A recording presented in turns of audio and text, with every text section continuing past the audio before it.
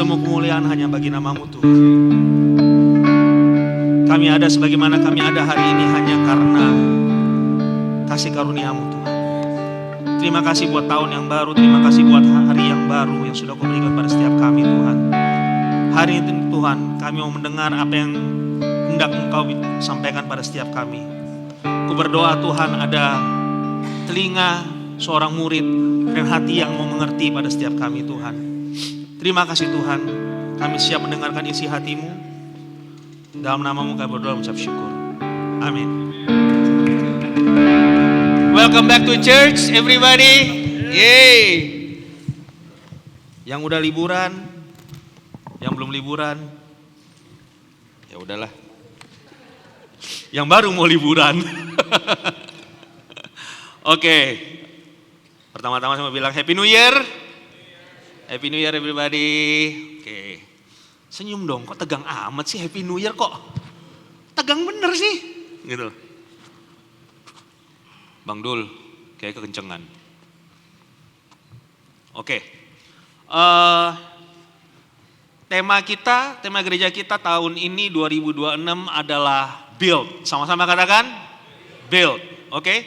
Nah, this year we will building up, building in and building out. Karena saya percaya bahwa Tuhan akan mengerjakan membangun sesuatu di gereja ini, amin. Nah, tugas kita hanyalah taat dan bersedia untuk bekerja sama dengan Tuhan. Untuk setuju dan being in agreement sama Tuhan. Kenapa kita bahas soal build? Tahun ini kita bicara soal build. Kalau kita nggak bisa bangun hidup, ya, kalau kita nggak bisa membangun hidup, jangan salahkan kalau kita end up di tempat yang kita nggak suka. Paling gampang kan nyalain orang lain, paling gampang nyalain faktor luar.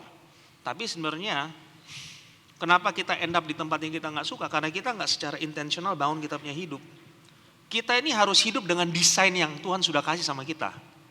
Yang percaya kita makhluk desain bilang amin. Ya.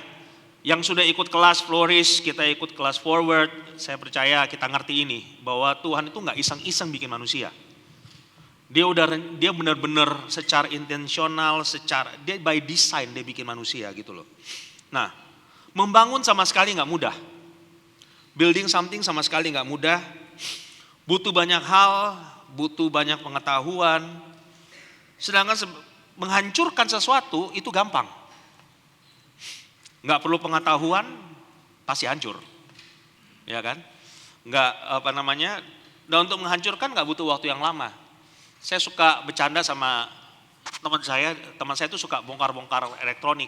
Saya bilang lain kali pasang di depan lu punya rumah, terima bongkar nggak terima pasang. Karena bongkar lebih gampang daripada masang lagi. Dulu waktu zamannya apa ya?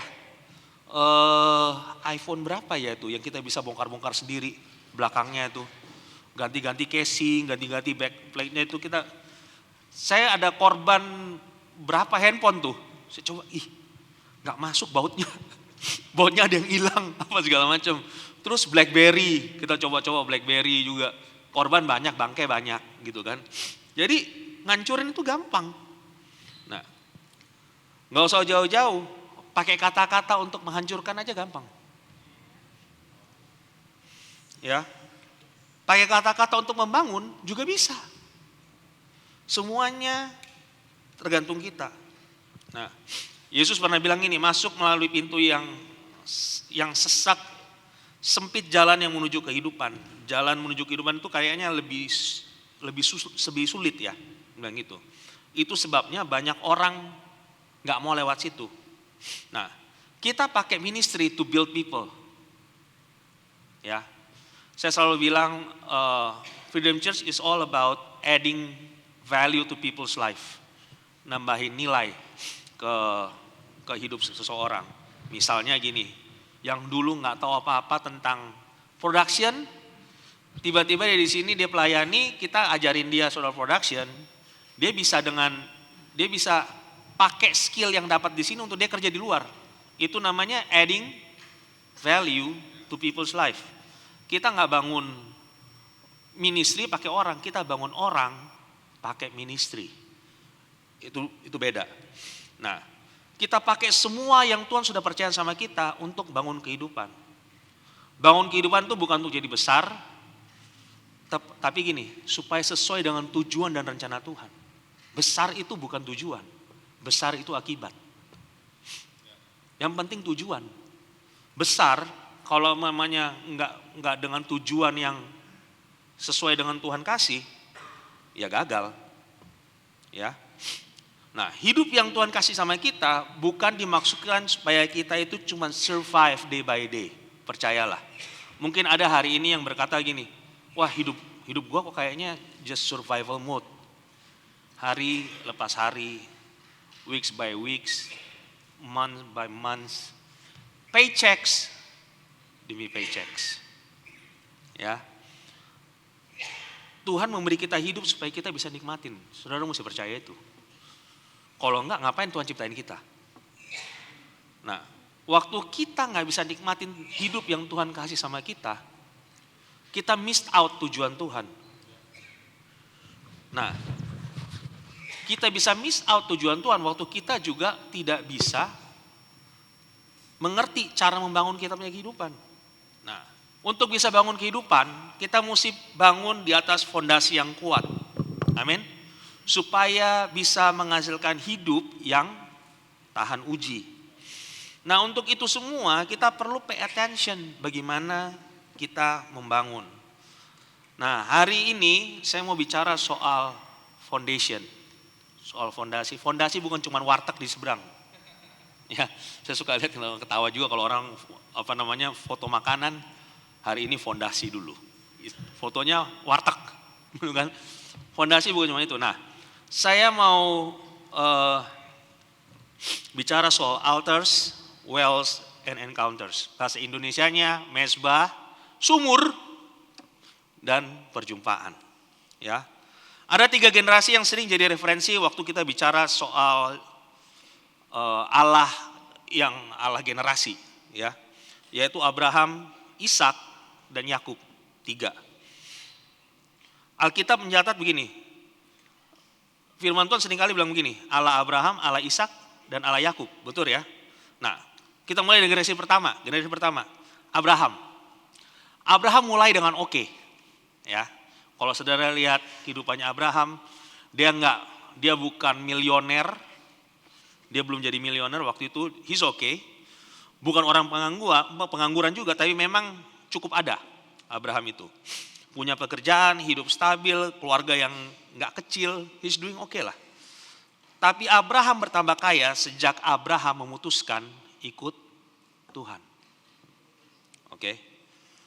Nah, dia jadi sangat diberkati dengan jalan yang luar biasa.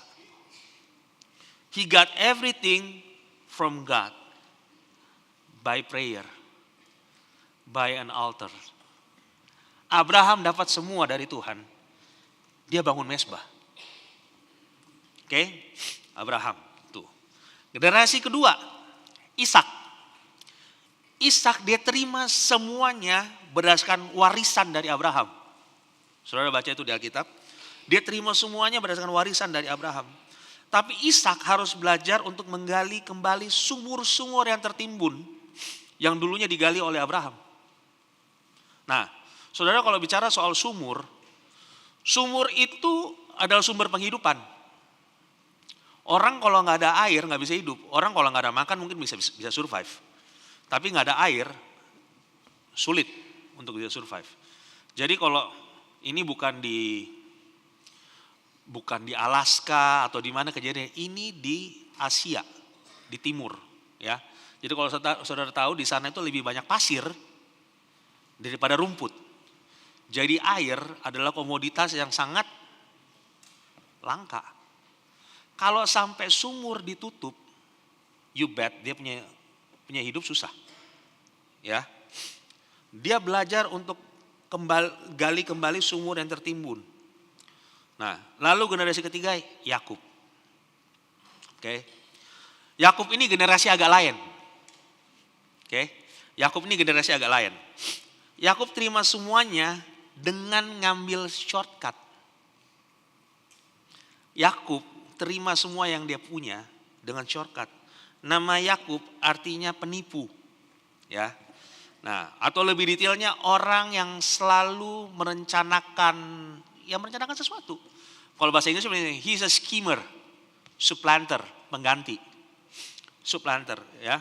Nah, Yakub adalah orang yang selalu mengandalkan intelektualnya dia. Bukannya salah, kelicikannya dia lebih tepat. Dia licik. Yakub itu. Yakub terima semuanya nggak dengan bangun mesbah atau gali sumur. Dia tipu bapaknya. Dia tipu. The first generation yang represent dengan Abraham adalah generation of prayer. Ya. Saudara perlu tahu pencurahan Roh Kudus di Kisah Para Rasul itu tidak terjadi karena bikin panitia. Pencurahan itu terjadi waktu ada orang-orang yang berkeputusan untuk berdoa selama 50 hari ya per room. And by the way, peristiwa Petrus berkhotbah dan 3.000 orang bertobat itu tidak terjadi di gereja. Dia terjadi di marketplace. Oke. Makanya hari ini kita tahun ini kita punya marketplace community karena saya percaya bahwa Tuhan bisa pakai orang-orang di marketplace. Amin. Jadi kalau saudara mau join di marketplace community boleh kontak Pastor Angga. Ya. Yeah. Kasih kerjaan sedikit gitu. Nah, jadi hari ini kita suka bedain kan bisnis pelayanan, bisnis pelayanan. Padahal di Kisah Para Rasul dua hal itu nggak perlu dipisahkan. Mereka perlu ada untuk bisa jalan bareng. Perlu adanya pelaku-pelaku marketplace dengan nilai dan budaya kerajaan Allah. Oke, hari itu they did not plan, nggak scheme, nggak come up with vision and marketing plan. Mereka cuma masuk satu ruangan, dia per room, they pray. Mereka doa. Mereka nggak pitching, mereka doa. Cari Tuhan selama 50 hari. They wait on God. Dia punya namanya ini push mentality. Kalau saudara dulu pernah dengar akronim ini push, tahu? Pray until something happen. Berapa banyak dari kita yang masih punya mentalitas seperti ini? Atau kita hanya berdoa mungkin sebulan Tuhan gak jawab dan kita berhenti berdoa. Kita bilang ya Tuhan gak dengar kita punya doa. Atau mungkin 14 tahun dan kita bilang Tuhan belum jawab. Dan kita bilang Tuhan gak dengar kita punya doa. Orang ini dia gak berhenti berdoa sampai sesuatu terjadi. Dan pergerakan di Kisah Para Rasul itu pergerakan yang dikejar semua gereja hari ini. Mereka pengen banget experience hal yang itu. Oke. Abraham selama hidupnya membangun 7 mesbah. 7 mesbah. Gak sulit mengikuti pergerakan Abraham karena kemanapun dia bergerak ada mesbah yang dibangun di situ. Kemanapun dia gerak ada mesbah dibangun. Di akhir hidupnya dia tinggalin 7 mesbah. Nah, mesbah berbicara 4 hal. Yang pertama, mesbah berbicara soal sacrifice. Ya, orang bilang ini gila. Baru juga minggu pertama udah pengorbanan aja nih ya. Oke, yuk kita baca sama-sama Kejadian 22 ayat 1 sampai 2. Dikatakan begini, setelah semuanya itu Allah mencoba Abraham. Setelah semuanya itu. Artinya apa? Setelah semua pengalamannya Abraham sama Tuhan, Tuhan coba Abraham. Ya. Ia berfirman kepadanya, Abraham, lalu sautnya, ya Tuhan, firman-Nya, ambillah anakmu yang tunggal itu yang engkau kasihi, yakni Ishak. Pergilah ke tanah Moria dan persembahkanlah dia di sana sebagai korban bakaran pada salah satu gunung yang akan kukatakan padamu. Tuhan gak bilang loh gunung yang mana. Banyak gunung, Pak. Kita keluar tenda aja kita mesti mikir. Mau lurus, kanan, kiri. Nah kita ikut Tuhan kadang-kadang gini. Kita mau map yang jelas. Betul gak? Kita ikut Tuhan, kita maunya begini. Tuhan ngomong dong. Habis ini gue ke kanan mungkin. Lu mesti ngomong dong sama gue dong. Ikut Tuhan itu bukan soal kayak ways. Kita bisa lihat ujungnya di mana, zoom in, zoom out gini. Oh lewat sini. Enggak, ikut Tuhan gak kayak gitu. Kadang kita cuma perlu kaki melangkah satu. And then Tuhan bilang gini, lurus aja. Lurus aja sampai gua teriak kanan, lalu kanan gitu loh. Jadi itu yang bikin kita sebenarnya gimana, ikut Tuhan kayak gak aman ya. Jadi uncharted territory ya jadinya ya. Makanya sangat dimengerti orang kalau di challenge untuk ikut Tuhan dan mereka bilang gini, mereka gak mau ambil langkah. Karena mereka mau sesuatu yang pasti. Yang pasti bukan perjalanannya. Kamu perlu orang yang pasti untuk berjalan sama kamu. Nah, lalu lompat Kejadian 22 ayat 9 sampai 10. Sampailah mereka di tempat yang dikatakan Allah kepadanya. Sampai juga tuh. Sampai juga nih. Lalu Abraham mendirikan mezbah di situ. Disusunnyalah kayu, diikatnya Ishak anaknya itu, dan diletakkannya di mezbah itu di atas kayu api. Sesudah itu Abraham mengulurkan tangannya lalu mengambil pisau untuk menyembelih anaknya. Please do not try this at home. Ya, jangan coba-coba bikin ini sama anak saudara ya. Jangan. Ini bukan untuk dicoba di rumah. Oke? Nah, nanti saya jelaskan kenapa Tuhan bilang ini sama dia. Waktu Allah minta Ishak dari Abraham, nggak pakai lama. Abraham nggak pakai debat. Abraham nggak berkata why. Why-nya dulu dong. Kasih gua alasannya dulu. Why-nya dulu dong. Kalau nggak ada why-nya, how-nya ntar belakangan. Gua nggak ngerti nih. Mesti why, mesti jelas. Tuhan kalau minta sesuatu, pasti kan gini. Saudara mesti punya keyakinan bahwa itu untuk kebaikan kita. Banyak alasan kita kadang-kadang kalau Tuhan minta. Nah, maka Abraham nggak pakai debat. Makanya saya percaya begini, Abraham bisa diberkati karena itu nggak pakai debat. Nah, mezbah pertama yang dibangun Abraham adalah untuk korbanin Ishak. Ishak itu anak dia dijanjiin. Bayangin, dia dijanjiin anak loh. Anak cuma satu. Anak ini ya, anak bener ya, cuma satu nih. Dijanjiin, dapat, Tuhan bilang gini, potong nih sini. Ini bukan RW, bukan apa gitu loh. Ini anak gitu loh. Ini di sini nih korbanin gitu loh. Tapi kemudian Allah sendiri yang menghentikan tangannya Abraham kan. Abraham itu nggak gini loh, nggak yang Tuhan tusuk nih. 1, 2, 3. Kayak nggak ada apa-apa, gitu. Abraham nggak gitu, bener-bener dia akan potong Ishak. Hari itu dia potong Ishak. Nah, kenapa Tuhan ngomong sama Abraham soal korbanin anak? Sekarang saya jelasin. Saya percaya ini transition point bagaimana Abraham percaya sesungguhnya sama Tuhan. Zaman itu keluarga Abraham itu punya banyak dewa. Saudara mesti tahu Abraham itu lahir berasal dari keluarga berhala, penyembah berhala. Abraham literally hidup di tengah komunitas yang dewanya banyak. Dan salah satu ritual yang umum terjadi adalah ritual mengorbankan anak. Itu umum. Makanya kita bilang ini, wih gila Abraham hebat banget ya. Bisa langsung gak pakai debat, gak pakai apa. Karena dia terbiasa. Saudara bayangin, dia terbiasa lihat orang korbanin anak. Jadi waktu Tuhan minta sama dia, buat dia easy, I'll do it. Dia bilang gitu, karena dia terbiasa gitu. Nah, karena itu gini, tanda submission pada dewa tertentu. Coba perhatiin gini, Tuhan pakai bahasa atau cara yang Abraham bisa ngerti. Dia bisa pakai cara lain, bisa banget. Dia Tuhan kok, kreatif dia. Dia bisa pakai bahasa, cuman dia pakai bahasa yang relate sama Abraham. Dia mau Abraham tuh percaya sama dia.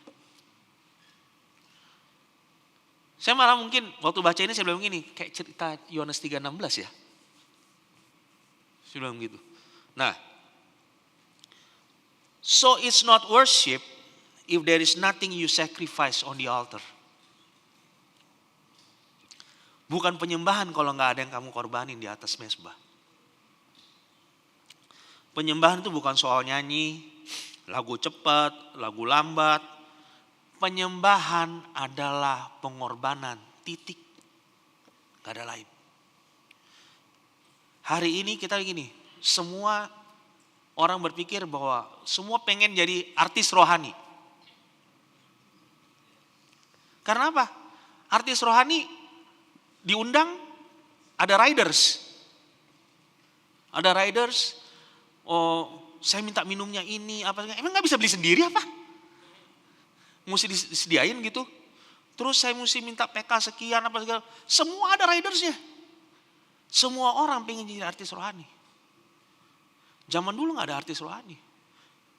Zaman Yesus, tapi gini, zaman Tuhan definisiin penyembahan, sacrifice. Bukan penyembahannya namanya kalau kamu nggak ada yang kamu korbanin. Kita pakai penyembahan, kita pakai ini untuk minta hak. Ini bukan tempat untuk minta hak. Ini untuk daging dibakar di sini. Jadi percaya gini, nggak ada yang gampang dengan penyembahan. Butuh ada dari kita yang dikorbankan, kadang-kadang di situ air mata keluar. Tapi dari penyembahan pula kita ketemu dengan provisi Tuhan. Waktu kamu sudah diberkati, jangan tukar penyembahanmu. Ya, jangan sampai altar kita runtuh hanya karena kita sudah hidup nyaman. Ini paling sering. Iblis nggak percaya. Iblis gini, percayalah saudara. Iblis kalau saudara diberkati dia nggak kenapa-napa. Justru dia tambah senang. Karena opsi saudara jadi tambah banyak. Pertanyaan gini, apakah Tuhan masih jadi opsi pertama? Bukan. Ya, nah, dulu ada orang yang ini, dia start with nothing. Dia bilang begini, modal saya cuma percaya sama Tuhan, siap. Begitu dia sukses, dia berhasil, modal dia percaya sama Tuhan geser sama modal percaya sama aset. Dia lebih percaya dia punya portfolio daripada sama Tuhan. Nah ini yang iblis suka di sini. Diberkati aja nggak masalah. Tapi you are blessed and then you shift. Gitu loh. I'm saying gini loh, at some point hubungan kita sama Tuhan has to go beyond what can God do for you. At some point di dalam satu titik di hidup kita, hubungan kita sama Tuhan mesti melewati apa yang Tuhan bisa bikin buat kita. Yang kedua, altars speaks of cleansing. Oke. Abraham pakai altar untuk pastikan hubungan dia sama Tuhan itu murni. Zaman itu kepercayaannya gini, dia sembelih binatang, dosa mereka diampuni. Betul ya? Zaman Abraham itu begitu. Kayak Adam. Adam waktu Adam berdosa, penyembelihan pertama terjadi. Karena Adam dikasih pakai kulit binatang kan? Dia dikasih kulit binatang, berarti ada binatang yang dikorbankan kan? Sejak saat itu tradisi itu mulai berlangsung. Nah, orang lain yang operate cleansing di Mesbah adalah Ayub. Ayub 1-5 bilang begini. Setiap kali apabila hari-hari pesta telah berlalu, Ayub panggil mereka dan menguduskan mereka. Keesokan harinya pagi-pagi jadi habis party, anak-anaknya dipanggil semua. Habis mabok semua dipanggil. Ya kan? Pagi-pagi bangunlah Ayub, lalu dia persembahkan korban bakaran sebanyak jumlah anak-anaknya. Sebab pikirnya, mungkin anak-anakku sudah berbuat dosa dan telah mengutuki Allah dalam hatinya. Ini. Ayub pikir kan habis party, mabok, jangan-jangan dia kutuk-kutukin Tuhan. Mending gue bakar korban, biar anak gue diampuni. Yang ketiga, altar speaks of unity. Zaman dulu gak ada denominasi. Dulu gak ada sinode. Hari gini orang berantem gara-gara beda gereja, nama gereja aja. Iya kan? Kalau ada yang mau datang gini, lu dari gereja mana? Mau bikin gini, KKR, kebanggaan rohani, antar denominasi. Belum jadi KKR-nya, berantemnya di mana? Nama siapa yang muncul di banner? Coba, katanya antar denominasi, tapi belum udah nama siapa yang muncul. Kita berkelahi cuma gara-gara sejarah gereja. Sejarah gereja gue begini, sejarah gereja lu. Nah kita berantem di situ. Zaman dulu nggak ada, cuma ada satu tubuh Kristus. Nah Waktu orang bersatu hati, Tuhan kirim revival. Revival itu bukan event. Orang mau revival, tapi nggak mau unity. Ya susah. Jadi akhirnya apa? Banyak KKR dibangun kan. Kenapa perlu dibangunin rohaninya? Coba namanya KKR, kebaktian, kebangunan rohani. Berarti rohani tidur dong. Dibangunin terus. Ngapain bikin KKR? Oke? Nah, yang keempat, saya mau ambil waktu banyak yang keempat. Altar speaks of the place of prayer. Oke? Tadi Pastor Angga di awal udah mention buat yang telat. Ya, buat yang telat. Kita akan ada 21 hari doa dan puasa. Doa dan puasa ya. Ingat ya, nggak puasa doang. Kalau puasa doang nggak berdoa namanya diet. Oke? Jadi doa dan puasa. Jadi saudara gini, orang bilang kenapa sih tiap awal tahun Freedom bikin itu? Kita bikin itu as a sign bahwa, as a gesture bahwa tahun ini kita mau mendahulukan Tuhan. Lebih dari apa yang sudah kita mau plan. Tahun ini kita dedikasikan sama Tuhan. That's why ada 21 hari of fasting and prayer. Nah, cari Tuhan itu mesti intensional, saudara. Nggak bisa seenak-enaknya. Harus ambil waktu untuk cari Tuhan mau ngomong apa, kehendak Tuhan dalam hidup kita itu apa, jalan Tuhan tuh mau bagaimana. Karena kehendak Tuhan hanya bisa terlaksana dengan jalan Tuhan. Jangan pikir saudara ketemu kehendak Tuhan dan saudara mau jalan saudara. Nggak akan kejadian. Nggak akan kejadian. Nah, saya yakin bahwa gini, banyak kita di sini adalah hasil dari generasi di atas kita yang bangun altar, bangun mesbah, tanpa saudara sadar. Saya adalah salah satu produknya. Oke. Generasi yang bangun mesbah adalah generasi yang mengerti kekuatan dari doa. Saudara nggak bisa jaga anak saudara 24 jam 7 hari seminggu. Trust me. Teman saya ada datang bilang ke saya 10 tahun lalu, 15 tahun lalu, dia bilang gini, Mike, gue mau berhenti pelayanan dulu ya. Oke, kenapa? Kayaknya gue mau ambil waktu untuk sama anak-anak gue. Terus 2 tahun kemudian dia bilang gini, aduh anak gue robek di sini, apa segala macam jatuh begini. Terus saya tanya, kamu di mana waktu itu? Ada di rumah. Lu nggak bisa jaga juga kan? Nggak bisa jaga juga. Percayalah bahwa Tuhan lebih bisa jaga anak-anak kita daripada kita. Nah, Abraham bangun mesbah, terus datang Ishak. Terus Kejadian 25, Abraham kasih semuanya ke Ishak. Jadi Ishak dapat semuanya dengan warisan. Ini this is the thing about inheritance. Orang bisa took it for granted. Karena dia enggak berusaha di situ.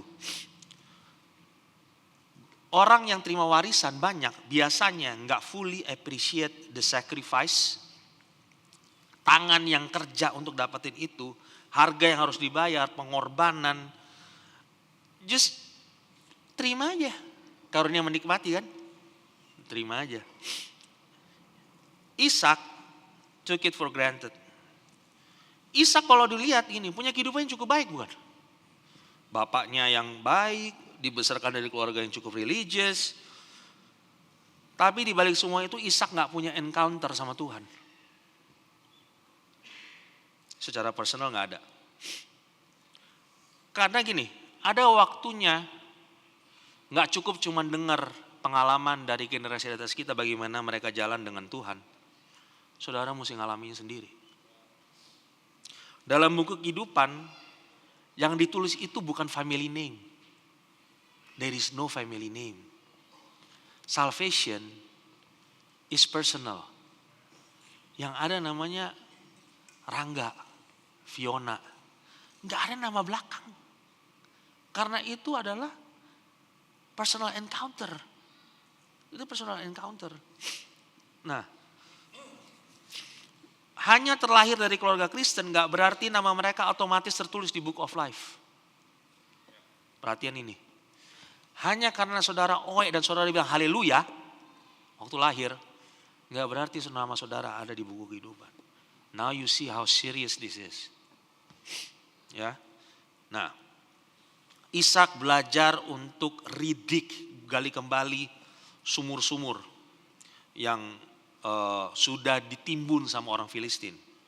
Nah, tapi yang menarik sebelum Ishak gali kembali sumurnya Abraham, dia sendiri sebenarnya sudah gali sumurnya dia sendiri. Ada 2 sumur yang Ishak gali sendiri. Jadi dia udah coba. Dalam artian mungkin Ishak mikir gini, beribadah datang ke gereja adalah old fashion.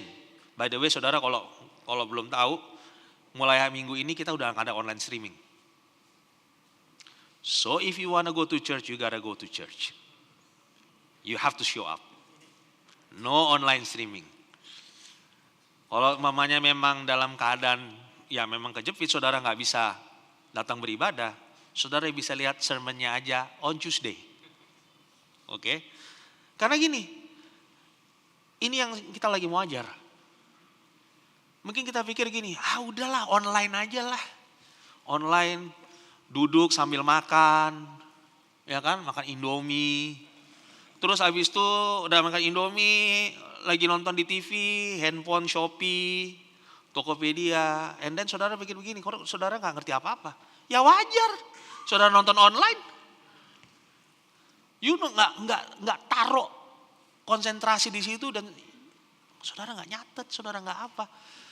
Aduh, bagaimana bisa tahu? Ya, Ishak dia pikir begini, sumurnya Abraham is too old fashion. Dia gali dia punya. Tapi Alkitab mencatat gini, 2 sumur baru yang digali oleh Ishak itu pun kering. Itu pun kering.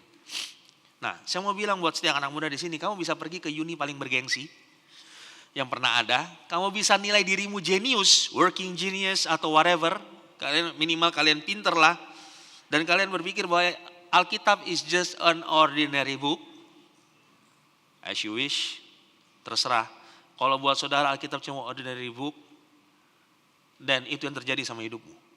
Alkitab gak bisa bicara apa-apa lebih dari itu. Nah, you not even gini, nggak taking seriously about getting into church, tertanam di gereja. Setiap sumur baru, resources baru yang kamu andalin akan dry up eventually. Akan dry up eventually. Kalau kalian tumbuh besar dari keluarga yang takut Tuhan, warisan terbesar yang bisa ditinggalkan oleh kalian adalah contoh bagaimana orang tua kalian ikut Tuhan. Nggak ada lain. Saudara mau ditinggalin warisan berapa miliar? Kalau saudara nggak punya wisdom untuk mengelola warisan itu, nothing good comes out of it. Gunung kalau dikeruk terus, habis juga. You need wisdom. You need God's wisdom. Seringkali gini, hal yang terakhir yang terlintas dalam pikiran kita adalah Tuhan. Waktu kita krisis. Pernah gak kita mendengar kenapa begitu? Waktu kita butuh miracle, atau family kita dalam krisis, yang bisa sustain kita cuma firman Tuhan. Saya kadang-kadang suka mikir, apa ya, saya kurang setuju kalau setiap hari saya dia bilang gini, aku terbiasa ditolong Tuhan, apa segala macam. Buat saya gini loh, oke, kamu terbiasa ditolong Tuhan, but what you learn? Apa yang kamu belajar? Kalau tiap hari kita butuh mujizat, means kita nggak stewardship well. Karena tiap hari kita cuma rely on miracles. Nah, sekarang ini, tadi Ishak lahir dari Abraham, keluarga yang religius, takut Tuhan. Nah, bagaimana kalau kita lahir dari keluarga yang nggak takut Tuhan? Itu pertanyaan kan? Oh, gimana? Good news for you. Abraham lahir dari keluarga penyembah berhala. Tetap dia memutuskan untuk dia ikut Tuhan yang benar. Dan dia bikin mesbah. Dan dia bikin sumur. Artinya gini, dia mempersiapkan generasi berikutnya. Kita butuh Abraham dan Ishak, orang seperti itu. Kita butuh orang-orang yang bangun mesbah dan bangun sumur. Ya. Nah, terus apa yang terjadi sama Yakub? Dia penipu kan? Dia ambil shortcut di semua berkatnya dia. Itu Yakub. Oke, sekarang kita bahas soal Yakub. Apa yang Yakub bikin sama Esau? Jadi bapaknya ini udah mau mati. Ceritanya kalau saudara udah baca Alkitab, ini bapaknya ini mau mokat nih ceritanya. Ya, Ishak ini udah rasa dekat-dekat nih gua nih, gitu kan? Dia bilang begini, Esau ini pemburu. Dia bilang begini, coba lu berburu dong, biar gua makan. Esau berburu. Nah, Yakub sesuai dengan namanya, schemer. Dia mulai scheming, bapaknya udah mau mati. Pasti berkat terakhir nih turun nih. Gimana ceritanya biar gue dapat berkatnya Esau? Ya udah, dia bikin Brenabon, Pak. Dia bikin Brenabon. Esau itu jago, kuat, tapi agak kurang ya, critical thinkingnya ya. Begitu dia pulang berburu, lapar kan? Lapar, dia cium bau Brenabon, roh gelojo keluar. Roh gelojo keluar kan? Dia bilang, boleh dong bagi gua dong itu Brenabon. Terus Yakub bilang apa? Enak aja lu. Tuker. Dia bilang, tuker apa lagi gitu kan? Tuker dong, lu punya hak kesulungan pindah ke gua. Dia pikir begini, hak kesulungan gua gak bau kayak begini. Brenabon kayak lebih enak. Sikat, tukar. Dia bilang gitu, gua makan lu punya Brenabon. Dia tukar. Udah nih, dia tukar. Nah, udah tukar nih. Terus dipanggil kan sama Ishak kan? Yuk masuk. Nih perhatiin nih kondisinya Ishak waktu dia panggil. Penglihatannya sudah kabur. Bahasa Inggris ngomong gini, he has lost his vision. Waktu visi hilang, kita gampang tertipu. Kita gampang gak fokus. Lalu Yakub masuk. Dia mencoba menyamarkan suara. Saudara gini loh, orang penampakan bisa dirubah dengan operasi. Oke? Tapi suara agak sulit ya. Saudara bisa rambut panjang gitu, terus abis itu tiba-tiba, ya halo. Bisa aja, ya kan? Nah, dia masuk nih ke dalam. Nah, Ishak ngomong begini. Ini ada ditulis, jangan pikir saya ngada-ngada nih. Ada ditulis di Kejadian 27 ada 22 bilang gini. Maka Yakub mendekati Ishak ayahnya dan ayahnya itu merabanya. Udah hilang kan penglihatan kan? Dia raba. Dia bilang begini, kalau suaranya Yakub. Tapi kalau tangan Esau. Bahasa Inggrisnya dia bilang begini. Dia bilang you sound like Jacob. Dia bilang gitu. But you feel like Esau. Nah, pelajarannya apa? Dia bilang gini, setiap kali kita izinin perasaan kita lebih pegang kendali daripada suara Tuhan, you're in trouble. You're in trouble. Ya, karena kita akan gampang ditipu. Nah, sudah begitu kita akan salah respon dalam bertindak. You cannot trust your feelings, period. You can only trust the voice inside of you. Ya, lalu kaburlah, ketahuan kan, nipu kan, kabur Yakub. Dia ke Laban, ya kan. Nah, 14 tahun, dorang semua baku tipu. Siapa yang lebih lihai? Yakub tipu Laban, Laban tipu Yakub, Yakub tipu Laban, ya kan. Baku tipu terus, 14 tahun Pak, 14 tahun. Dia mau tahu siapa yang lebih lihai, ya kan. Nah, sudah baku tipu 14 tahun, dia kabur lagi. Tapi kali ini bawa 2 istri, gak zong lah. Dia bawa 2 istri, bawa harta semua, dia bawa semua. Nah, saudara perhatiin ini, all his life, Jacob has been a runner. Selalu lari. Lalu Yakub sampai di tepi sungai Yabok. Yabok artinya the place of breaking. Yakub kabur dengan kondisi banyak harta, tapi dia sendirian. Dia takut ketemu Esau kan.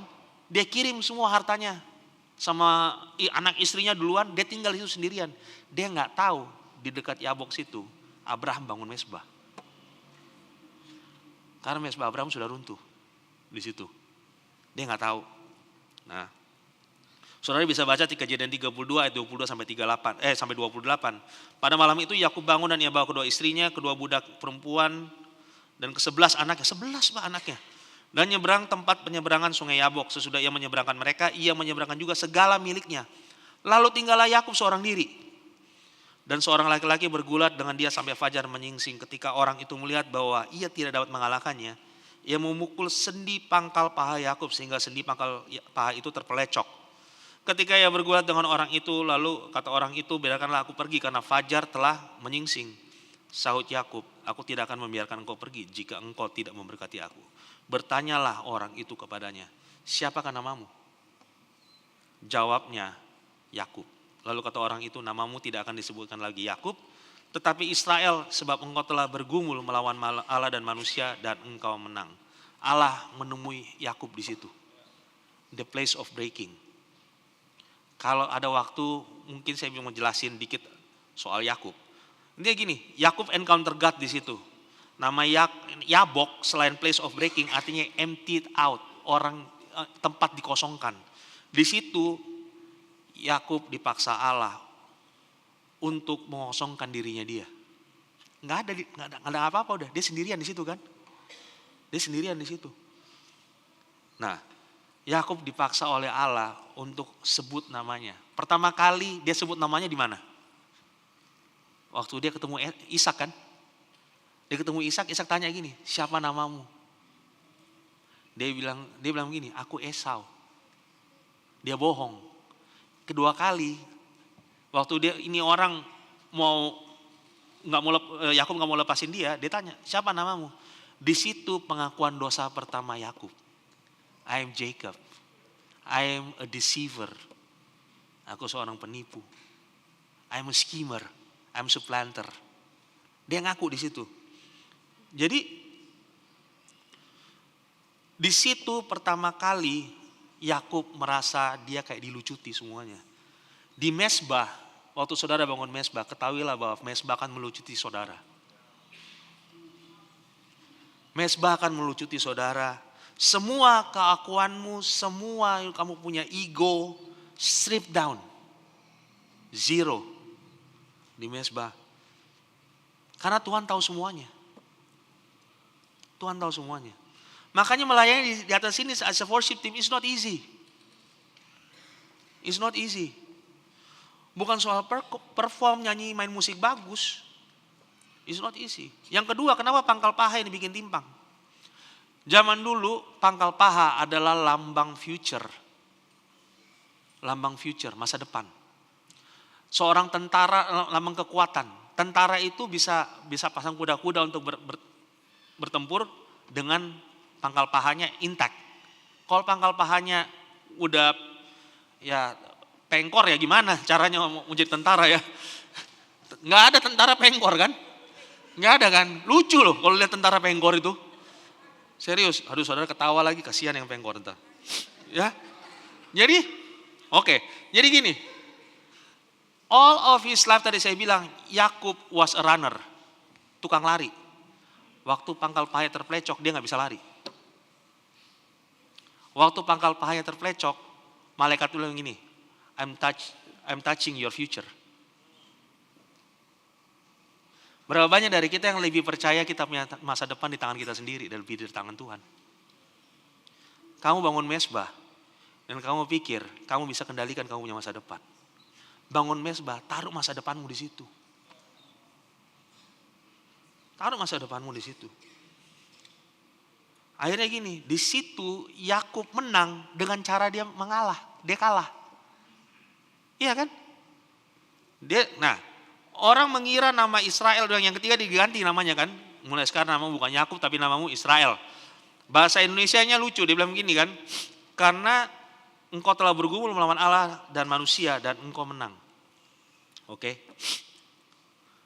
Asal katanya dari Yisrael. Kalau saudara baca terus turunannya, itu artinya gini, Allah memerintah. Bukan dia bergulat sama Allah dan dia menang. Allah memerintah Yisrael.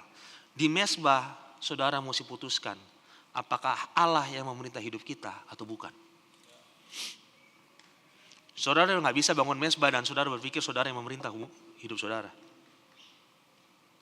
Dan masih banyak lagi hal lain. Yakub gini, every relationship in his life broken. Dia punya mimpi broken. Everything yang Yakub punya messed up. Tapi the very place of breaking becomes the very place of blessing. Kadang-kadang orang gini, aduh kita hancur gini, udah hancur, that's it. Tapi enggak, itu tempat Tuhan berkati saudara. Kita pertama pikir hancur itu, gagal itu bukan fatal, bukan fatalisme. Tuhan masih bisa pakai itu. Cuman Tuhan yang bisa pakai itu untuk jadi berkat buat kita. Musa, dia lari ke padang gurun 40 tahun broken. Ya kan? Lose everything. Musa. Yakub hilang juga. Semuanya habis. Yusuf dilempar ke penjara 14 tahun dengan perkara yang dia gak bikin. Coba. Hari ini disalah ngerti aja jadi big deal. Ini orang masuk penjara nih. Kita belum masuk penjara loh. Cuman orang tersinggung sama kita aja kita pusing. Ya kan? Terus Paulus dijatuhin dari kuda. Ada yang suka naik kuda gak? Saudara tahu gak? Ini bukan kuda poni. Oke, gini ya, saya kasih tahu ya. Kuda itu gak sama dengan keledai. Mohon maaf. Keledai itu pendek. Kuda zaman itu, saudara mesti lihat itu kuda yang lari-lari itu di pacuan kuda tuh tinggi-tinggi Pak. Jatuh dari situ sakit Pak. Ini jatuh dari kuda sampai buta. 3 hari. Mau coba 1 hari coba tutup mata gitu ya, nggak ngapa-ngapain, kita mau lihat tahan nggak ya, ya kan?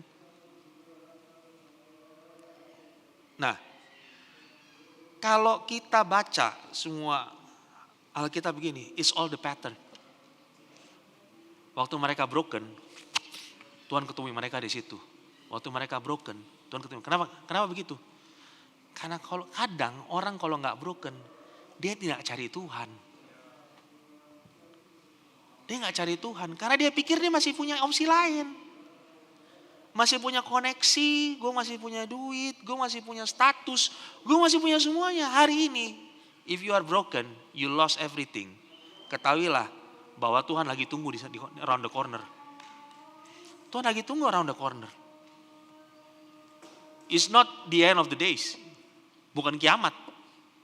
Hanya sedikit lagi kita akan terima berkat Tuhan. Amin. Nah, saya mau tutup dengan ini. Cerita tentang Yakub itu berbicara soal 3 pelajaran. Saudara mesti bergantung sama Tuhan. Bangun mezbah. Bangun mezbah. Every day bangun mezbah. Kemenangan hanya bisa dicapai lewat waktu kita berubah hidup kita. Dan waktu kita ikut Yesus, mustahil kita gak merubah cara hidup kita. Mustahil. Semua orang yang terima Yesus, semua orang yang kenal Yesus, dia bisa ketemu Yesus and then dia bilang gini, semua harta gue bagi semua ke orang. It's a change of heart. Waktu orang ketemu Yesus, mustahil hatinya gak berubah. Amin. So hari ini saya mau challenge saudara bahwa yuk bangun mezbah. Karena itu adalah fondasi yang very very crucial in your life. Karena sampai kalau tidak ada yang bisa dipegang lagi, cuman Tuhan yang kalian bisa pegang. Amin.